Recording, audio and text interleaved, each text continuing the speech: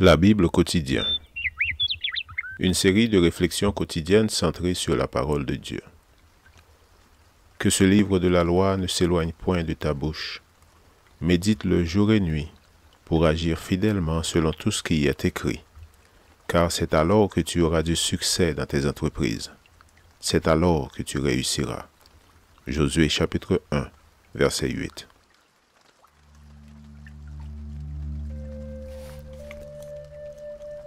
Aujourd'hui, le 22 septembre, pas à pas, de jour en jour. Et commençant par Moïse et par tous les prophètes, il leur expliqua dans toutes les Écritures ce qui le concernait. Luc 24, verset 27. Marcher en regardant la boue empêche de contempler les étoiles. Le dicton se révèle vrai dans l'expérience de Cléopas, qui se dirigeait vers Emmaüs, en compagnie de son épouse, croit-on. Tous deux éprouvaient de vifs sentiments de tristesse et de frustration après les événements des journées qui venaient de s'écouler.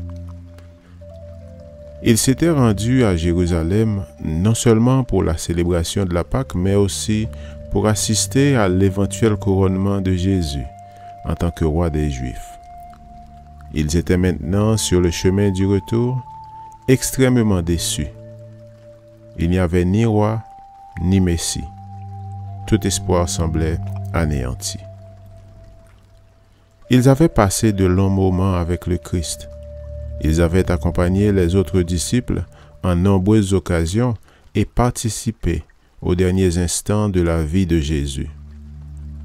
De plus, ils faisaient partie des privilégiés à qui la nouvelle de la résurrection avait été annoncée. L'épouse de Cléopas avait peut-être fait partie du groupe de femmes qui s'étaient rendues au tombeau avec Marie-Madeleine, Marie et Jeanne, selon Luc 24, verset 10. La discussion qui s'engagea entre eux sur le chemin du retour tournait sans doute autour de cette résurrection de Jésus que la femme de Cléopas, pour avoir participé en personne aux événements du tombeau, tenait pour vrai.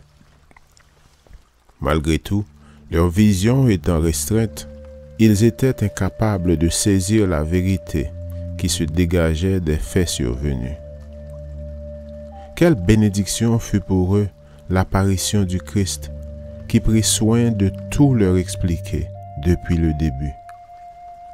Ainsi, une fois le tableau complété, une fois les vérités bibliques approfondies, il leur fut plus facile de reconnaître Jésus au moment où il partagea le pain.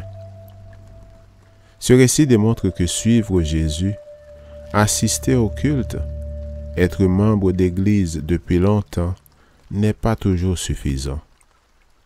Une nouvelle manifestation de Jésus dans la vie est nécessaire chaque jour pour mieux comprendre les choses. Dans ce contexte, la Bible enseigne que pour vaincre les tentations et les difficultés d'aujourd'hui, autant que pour rester attaché au Seigneur dans la victoire, l'expérience d'hier n'est pas suffisante. Chaque jour, nous devons permettre au Seigneur de nous régénérer. Que cette nouvelle journée soit une journée de renaissance, où le Christ nous rencontre sur notre chemin d'Emmaüs et nous instruise afin de se faire mieux connaître et de nous attirer encore plus près de lui. Amen.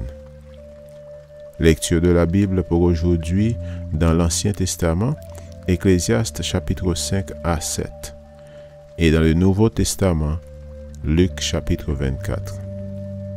Merci d'avoir écouté. Je vous souhaite de passer une excellente journée avec Jésus. À la prochaine!